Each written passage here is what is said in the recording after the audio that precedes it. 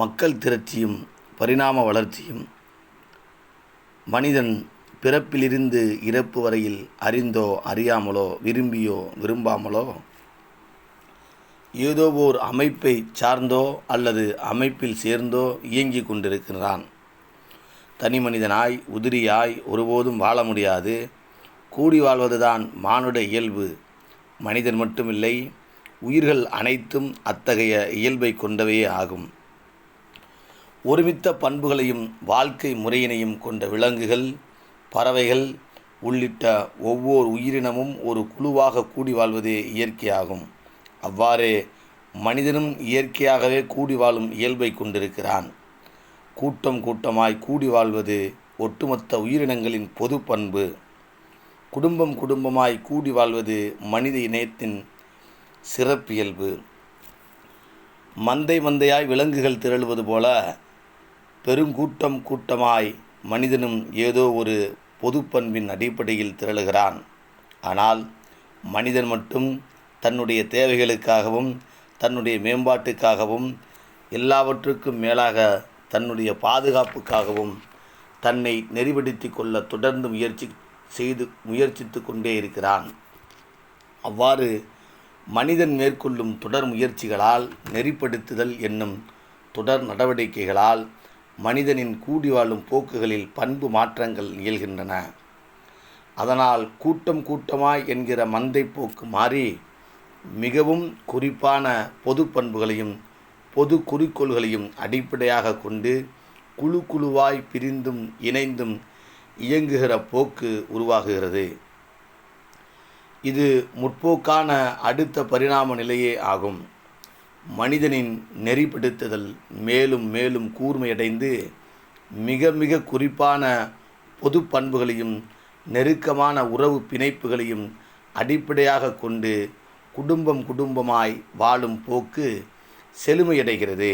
அதாவது மனிதனின் வாழ்க்கை போக்கில், கால சுழற்சியில் அவ்வப்போதைய தேவை, அதன் அடிப்படையில் வளர்ச்சி மற்றும் பாதுகாப்பின் அடிப்படையில் இயற்கையாகவே அமையப்பெற்றுள்ள உணர்வு சார்ந்த உறவுகளின் அடிப்படையில் கூடி வாழ்தல் என்னும் இயங்கியல் போக்கினில் கூட்டம், குழு, குடும்பம் என்கிற பரிணாம படிநிலைகளை சந்திக்கிறான். இது நெறிப்படுத்துதல் என்னும் முயற்சி மற்றும் உழைப்பின் விளைவுகளாகும். தமக்கான தேவைகளை வரையறுப்பதும் அவற்றை தேடுவது மற்றும் உற்பத்தி செய்வதும், அத்துடன் தமக்கான மேம்பாடு மற்றும் பாதுகாப்பை நிலைப்படுத்துவதும் போன்ற தொடர் நடவடிக்கைகளை மனிதன் அல்லது அவன் சார்ந்த குழுவோ அல்லது குடும்பமோ மேற்கொள்ளுகிற போது அவற்றை நெறிமுறைப்படுத்த வேண்டிய தேவை எழுகிறது. அத்தகைய நெறிமுறைப்படுத்துதல் என்னும் நடவடிக்கையின் போக்கில் கொள்கை, கோட்பாடு, குறிக்கோள், இலக்கு, சட்டம், விதிகள், விசாரணை, தண்டனை போன்ற வரையறைகள் உருவாகின்றன. இவ்வாறான வரையறைகளின் அடிப்படையில்தான் மனித குழுக்களிலிருந்து அமைப்பு என்கிற வடிவம் உருப்பெறுகிறது. அந்த வகையில் குடும்பம் என்பதும் ஓர் அமைப்பு, தேசம் என்பதும் ஓர் அமைப்பு, சாதி, மதம், இனம் போன்ற வடிவங்களும் அமைப்புகளே ஆகும். இவற்றையெல்லாம் ஆளுமை செய்கிற அரசும் ஓர் அமைப்பே ஆகும். குடும்பம் என்னும் அமைப்பிற்கும் அரசு என்னும் அமைப்பிற்கும் இயல்பாகவே ஆட்பட்டிருக்கும் மனிதன் சாதி, மதம், இனம் போன்ற அமைப்புகளிலும் அவன் விரும்பியோ விரும்பாமலோ சேர்ந்து இயங்குகிறான். குடும்பமும் அரசும் மிகுந்த செழுமையாகவும் வலிமையாகவும் நெறிமுறைப்படுத்தப்பட்ட நிலையான அமைப்புகளாகும். வடிவத்திலும் அளவிலும் மிகச்சிறியதொரு அழகாக அமையப்பெற்றுள்ள குடும்பம் என்கிற அமைப்பு சாதி, மத, இன வழி அமைப்புகளின் சமூக பண்பாட்டு கூறுகளை மிகுதியாக கொண்டு விளங்குகின்றன. குடும்பத்தின் பொருளாதார கூறுகளும் அரசியல் கூறுகளும் அதன் வலிமையும் ஆளுமையையும் தீர்மானிக்கின்றன. அதாவது சமூக பண்பாட்டு உறவுகளின் அடிப்படையில் ஒரு குடும்பம் அமைப்பின் தகுதியும் பொருளாதார அரசியல் உறவுகளின் அடிப்படையில் அதன் வலிமையும் தீர்மானிக்கப்படுகின்றன. ஒரு மனிதனின் பிறப்பே அவனை அவன் பிறந்த குடும்ப அமைப்பின் உறுப்பினராக்கி விடுகிறது. அதனால் அவன் அறிந்தோ அறியாமலோ அல்லது விரும்பியோ விரும்பாமலோ அந்த குடும்பத்தின் சமூக தகுதிக்கேற்ப சமூக மரபுகள் மற்றும் வழக்காறுகளுக்கு கட்டுப்பட்டு இயங்குகிறான். இத்தகைய மரபுகளும் வழக்காறுகளும் குடும்ப அமைப்புக்கான சட்டங்களாகவும் விதிகளாகவும் அமையப்பெறுகின்றன. சாதியும் மதமும் அவன் சார்ந்த இனமும் அக்குடும்பத்தின் மீது பெருமளவில் தாக்கத்தை ஏற்படுத்துகின்றன. சாதிக்கென சில மரபுகளும் வழக்காறுகளும் வழி வழியாக நடைமுறையில் இருக்கின்றன. அவற்றை தனது சட்டம் மற்றும் விதிமுறைகளாகவே ஏற்று சாதி இயங்கி வருகிறது. அதாவது குடும்பம் என்கிற அமைப்பின் விரிவான வலுவான பெருந்திரளான வடிவமே சாதி என்கிற அமைப்பு ஆகும். இத்தகைய சாதி அமைப்பின் உறுப்பினராக இருந்து அதற்கான அடையாளத்தை சுமக்க வேண்டிய பொறுப்பை அவன் சார்ந்த சமூக கட்டமைப்பு திணிக்கிறது. சமூக கட்டமைப்பானது குடும்பம் சாதி என்கிற அமைப்புகளை உள்ளடக்கி அவற்றின் மீது மேலாண்மை செலுத்துகிற இன்னொரு பேரமைப்பையும் அடிப்படையாக கொண்டு வடிவாக்கம் பெற்று அமைந்துள்ளது. அந்த பேரமைப்பு தான் மதம் என்னும் சமூக பண்பாட்டு உறவுகளை தீர்மானிக்கும் ஆளுமை வாய்ந்த அமைப்பாக விளங்குகிறது. குடும்பம் சாதி மதம் இவை மூன்றும் ஒரு சமூக கட்டமைப்புக்கான அடிப்படை கூறுகளாக அமைகின்றன. இவை ஒன்றுக்கொன்று மிகவும் நெருக்கமான இறுக்கமான உணர்ச்சி பூர்வமான சமூக பண்பாட்டு உறவுகளை கொண்டிருக்கின்றன. இவற்றில் மதம் என்னும் பேரமைப்பு சமூக பண்பாட்டு தளங்களில் தாக்கத்தை ஏற்படுத்துவது போல அரசியல் தளத்திலும் தீவிர ஈடுபாட்டுடன் கூடிய தாக்கத்தை ஏற்படுத்தும் வலிமையை பெற்றுள்ளது. நாடு அரசு என்னும் மாபெரும் அமைப்புகளோடும் அவற்றை நெறிப்படுத்தும் ஆட்சி அதிகாரத்தோடும் மதம் என்கிற அமைப்பின் ஆளுமை உறவுகள் எப்போதும் வலுவான தாக்கத்தை செலுத்தி கொண்டே இருக்கின்றன. ஒவ்வொரு மதமும் அதனதன் வலிமைக்கேற்ப ஆளுமை செலுத்துகிறது. மதம் என்கிற பேரமைப்பில் மனிதன் விரும்பியோ அல்லது விரும்பாமலோ அதன் அங்கத்தினர் என்னும் அடையாளத்தை சுமக்கிறான். அதனால் அவன் சார்ந்த மதத்தின் மரபுகள் மற்றும் வழக்காறுகளுக்கு ஆட்பட்டவனாக இயங்குகிறான். அதன் அடிப்படையில் அவனது சமூக பண்பாட்டு உறவுகள் மட்டுமின்றி அவனுக்கான அரசியல் உறவுகளும் அவன் அறிந்தோ அறியாமலோ தீர்மானிக்கப்படுகின்றன. மதத்தைப் போலவே சமூக பண்பாட்டு உறவுகளையும் அரசியல் தளத்திலான உறவுகளையும் தீர்மானிக்கக்கூடிய வல்லமை பெற்ற இன்னொரு பேரமைப்பு இனம் என்பதாகும்.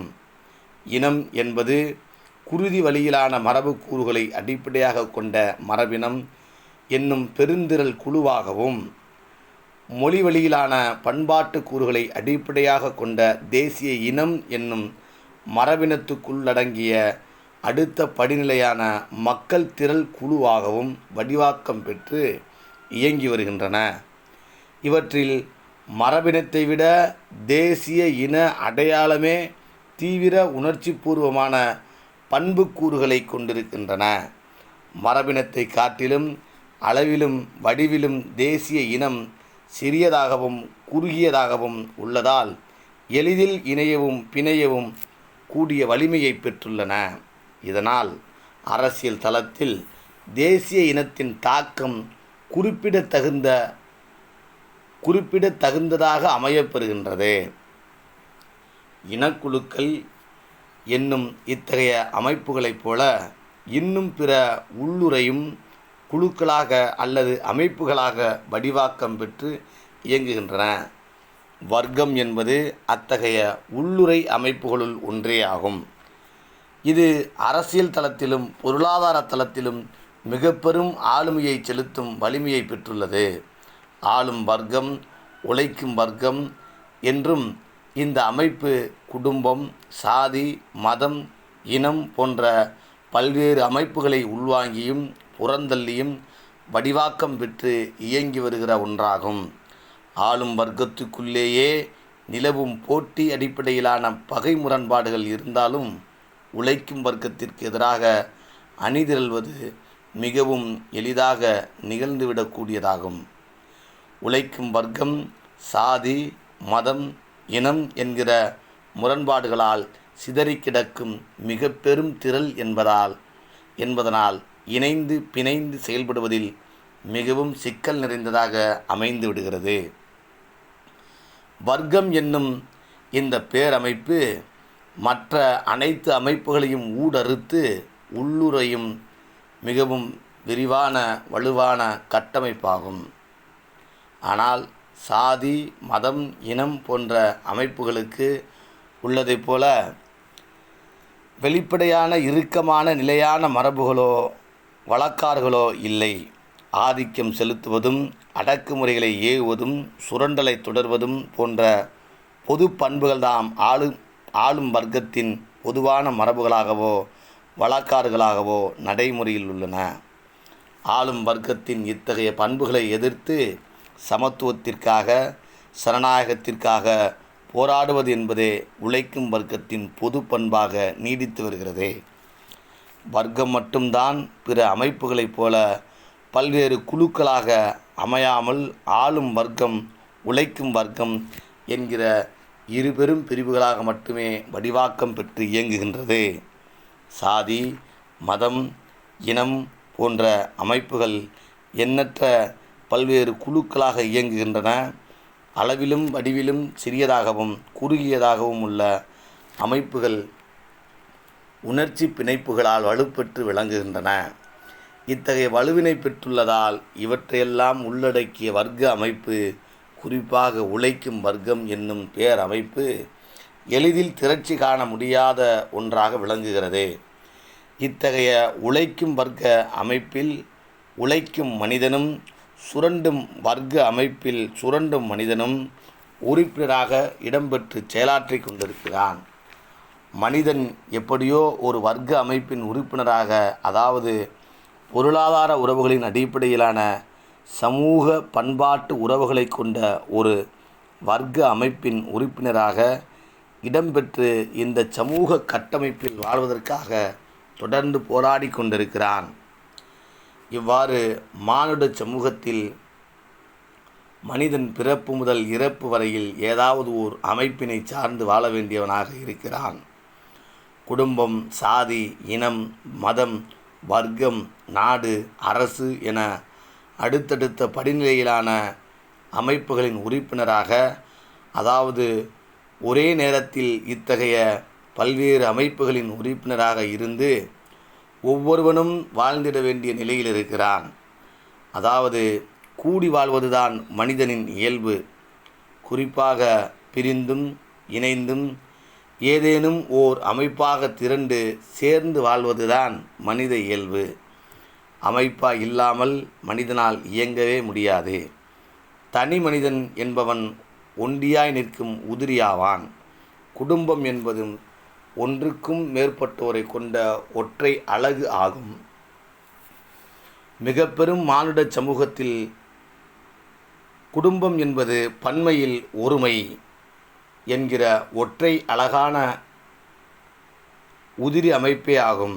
எனவே ஒண்டியான உதிரியான ஒரு தனி மனிதனோ அல்லது ஒற்றை அழகான உதிரி அமைப்பான ஒரு குடும்ப அமைப்போ மாபெரும் சமூக கட்டமைப்பில் எத்தகையதொரு புரட்சிகர மாற்றத்தையும் உருவாக்கிட முடியாது. அதாவது தனியொரு மனிதனும் தனியொரு குடும்பமும் தான் விரும்புகிற ஒரு சமூக மாற்றத்தை உருவாக்கிட வேண்டுமானால் அதற்குரிய சமூக வலிமையும் ஆளுமையும் கொண்ட ஓர் அமைப்பாக திரள வேண்டியுள்ளது. அத்தகைய அணிதிரட்சிக்கு எளிதான, ஏதுவான, உணர்ச்சி பூர்வமான பொது பண்புகளை முன்னிறுத்தி செயலாற்றும் தேவை எழுகிறது. அந்த வகையில் மனிதர்கள் மிகவும் எளிதாக அணிதிரள்வதற்கு சாதியும் மதமும் இனமும் ஏதுவாக அமையும் பண்புக்கூறுகளை கொண்டிருக்கின்றன.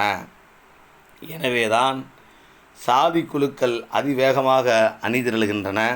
சாதியை விட சற்று பெரியதொரு அமைப்பாக, விரிவான அமைப்பாக மதமும் இனமும் அணிதிரள்கின்றன. அதாவது குழு சார்ந்த பொது தேவைகளுக்காக குழு சார்ந்த பொது பண்புகளின் அடிப்படையில் சாதி குழுவாகவோ மத குழுவாகவோ இனக்குழுவாகவோ மனிதன் அணிதிரண்டு விடுகிறான். அப்படி உருவான இக்குழுக்கள் தமக்கான கோரிக்கைகள் அல்லது தேவைகள் நிறைவேறும் வரையில் அல்லது நிறைவேற்றி கொண்டதை தொடர்ந்து தக்க வைத்து கொள்வதற்கும் தற்காத்து கொள்வதற்கும் அத்தகைய அமைப்புகளை நிலைப்படுத்தி கொள்கின்றான். அவற்றுக்கு சட்டம் மற்றும் விதிகளை வரையறுத்து கொள்கை கோட்பாடுகளை வரையறுத்து நெறிமுறைப்படுத்தி கொள்கின்றான். நெறிப்படுத்துதல் என்னும் நடவடிக்கையின் போது சாதி மதம் இனம் போன்ற அமைப்புகளில் மரபுகளும் வழக்காறுகளும் சட்டங்களாகவோ விதிமுறைகளாகவோ ஏற்கப்படுகின்றன. அதனால் காலப்போக்கில் அந்த அமைப்புகள் நிலையானவையாகவும் வலுவானவையாகவும் மாறிப்போய் விடுகின்றன. அவற்றில் மதங்கள் அத்தகைய நெறிப்படுத்துதலின் போக்கில் மிக பெரும் நிறுவனங்களாகவே மாறியுள்ளன. நிறுவனமயப்படுத்தப்பட்டு நிலைப்படுத்தப்பட்ட அமைப்புகளாக மதங்கள் இயங்குவதனால் சாதி அமைப்புகள் வலுவாக பாதுகாக்கப்படுகின்றன. இந்திய சமூக கட்டமைப்பை பொறுத்தவரையில் மானுடம் சிறிய சிறிய சாதி குழுக்களாக சிதறி கிடைக்கின்றன. இவற்றை காக்கும் பெரும் பணியை இந்து மதம் என்னும் பெரிய நிறுவனம் நிறைவேற்றி வருகிறது. சாதி குழுக்களை சார்ந்த ஒவ்வொருவரும் இந்து மதம் என்னும் நிறுவனமயமான ஒரு பேரமைப்பின் ஆளுமைக்கு கட்டுப்பட்டவர்களாக உள்ளனர். இதனால் சமத்துவத்திற்கும் ஜனநாயகத்திற்கும் எதிரான போக்குகளை எதிர்க்கும் வலுவில்லாதவர்களாக உள்ளனர். சாதியும் மதமும் பரந்துபட்ட ஜனநாயகத்தை, அதாவது உழைக்கும் வர்க்கத்திற்கான சாதி கடந்த ஜனநாயகத்தை அனுமதிப்பதில்லை. ஒரே சாதிக்குள் அல்லது ஒரே மதத்துக்குள் குறிப்பிட்ட சாதியின் அல்லது மதத்தின் பொதுநலன் கருதி அவற்றினுள்ளே அடங்கியிருக்கும் ஜனநாயகம் சில வேளைகளில் எப்போதாவது உழைக்கும் வர்க்கத்திற்கு அனுமதிக்கப்படுவதுண்டு. சாதி கடந்த நிலையில் உழைக்கும் வர்க்கத்திற்கான ஜனநாயகம் அனுமதிக்கப்படுவதே இல்லை. இந்நிலையில்தான் ஜனநாயகமும் சமத்துவமும் பரவலாக்கப்பட வேண்டுமென்கிற தேவையின் அடிப்படையில் மனிதன் தொடர்ந்து போராட வேண்டியிருக்கிறது. ஜனநாயகம் பரவலாக்கப்பட்டாலொழிய சமத்துவம் என்பதை இச்சமூக கட்டமைப்பில் உருவாக்கவே இயலாது. ஏற்கனவே நடைமுறையில் உள்ள அமைப்புகளால் ஜனநாயகத்தையும் சமத்துவத்தையும் வென்றெடுக்க இயலாத நிலையுள்ளது. இச்சமூக கட்டமைப்பில் ஏற்கனவே ஒவ்வொரு அமைப்பும் தமக்குள்ளாக வர்க்க அமைப்புகளை உள்வாங்கியிருக்கின்றன. குடும்பம் மற்றும் சாதி என்னும் அமைப்பு முதல் அரசு என்னும் அமைப்பு வரையிலான அனைத்து கட்டமைப்புகளிலும் ஆளும் அல்லது சுரண்டும் வர்க்கமும் உழைக்கும் வர்க்கமும் அடங்கியுள்ளன. அவற்றில் சுரண்டப்படும் உழைக்கும் வர்க்கத்திற்கான ஜனநாயகமும் அதன் வழியிலான சமத்துவமும் தான் இன்றைய சவாலான ஒரு தேவையாக உள்ளது. அத்தகைய சாதியாகவோ மதமாகவோ அணிதிரண்டும் தங்களுக்கு ஆன ஜனநாயகத்தை வென்றெடுக்க இயலாத நிலையே நிலவுகிறது. எனவே சாதி மதம் கடந்து தேசிய இனமாக அணிதிரளும் முயற்சிகளும் விடுதலை போராட்டங்களும் ஆங்காங்கு வெடித்துள்ளன. தமிழீழத்தில் அத்தகைய தேசிய இன விடுதலை போராட்டமே நிகழ்ந்து கொண்டிருக்கின்றது. இத்தகைய ஜனநாயகத்துக்கான சமத்துவத்துக்கான விடுதலை போராட்டங்களை முன்னெடுப்பதற்கு ஏற்கனவே இச்சமூக கட்டமைப்பிலுள்ள சாதி மதம் என்கிற அமைப்புகளால் இயலாது. எனவே சாதி மதம் கடந்து ஒரு புதிய அமைப்பு கொள்கை சார்ந்து கட்டமைக்க வேண்டிய தேவை எழுகிறது. சாதியும் மதமும் மனிதர்களால் கற்பிக்கப்பட்ட கட்டமைப்புகளாகும். குடும்பம், இனம், தேசம், அரசு என்பவை மானிடத்தின் இயற்கையாக பரிணாம வளர்ச்சியின் போக்கில் கட்டமைக்கப்பட்டவை. இந்த கட்டமைப்புகளிலும் ஆதிக்க பண்புகள் உண்டு. ஆனால் இவை மானிடத்தின் தவிர்க்க முடியாத தேவைகளிலிருந்து உருவான அமைப்புகள். கணவன் மனைவி என்னும் இயற்கையான இணைவுகள் நெறிப்படுத்துதலின் விளைவாக குடும்பம் என்னும் பரிணாமத்தை பெறுகின்றன. ஆணும் பெண்ணும் இணைந்து வாழும் வாழ்க்கை முறையில் ஒரு நிலையான நெறிமுறையினை கடைபிடிக்கிற போது உருவாவதுதான் குடும்பம். அதைப்போல மனிதனும் மொழியும் பிறப்போடு கூடிய இயற்கையான இணைவுகள் அதில் ஏற்பட்ட நெறிப்படுத்துதல் என்னும் நடவடிக்கையால் உருவானதுதான் தேசிய இனம் என்னும் தவிர்க்க முடியாத அமைப்பாகும். அதைப்போல மனிதர்கள் மாபெரும் மக்கள் திரளாக கூடி வாழுகிற நிலையில் அவர்கள் வாழும் நிலப்பகுதி ஒரு தேசம் என்னும் பரிணாம நிலையை அடைகிறது. ஓர் இனமும் அது வாழும் நிலமும் அதனைத் தொடர்ந்து பொது ஒழுங்கும் பொது நிர்வாகமும் பொது உற்பத்தியும் பாதுகாப்பும் தேவைகளாக உருவாகின்ற போது ஒரு பொதுவான ஆட்சி நிர்வாகம் உருவாகிறது. அதுவே அரசு என்னும் கட்டமைப்பாக மாறுகிறது. ஆகவே அரசு என்பதும் இயற்கையான வளர்ச்சி போக்கில் மானுடம் உருவாக்கி கொண்ட ஒரு தவிர்க்க முடியாத கட்டமைப்பாகும். இவ்வாறு குடும்பம், இனம், தேசம், அரசு என்கிற கட்டமைப்புகள் உருவாகியுள்ள நிலையில் சாதியும் மதமும் சமூகம் மற்றும் பண்பாட்டு தலங்களில் வலிந்து உருவாக்கி கொண்ட கற்பித கொள்கைகளிலிருந்து உருவான கட்டமைப்புகளே ஆகும்.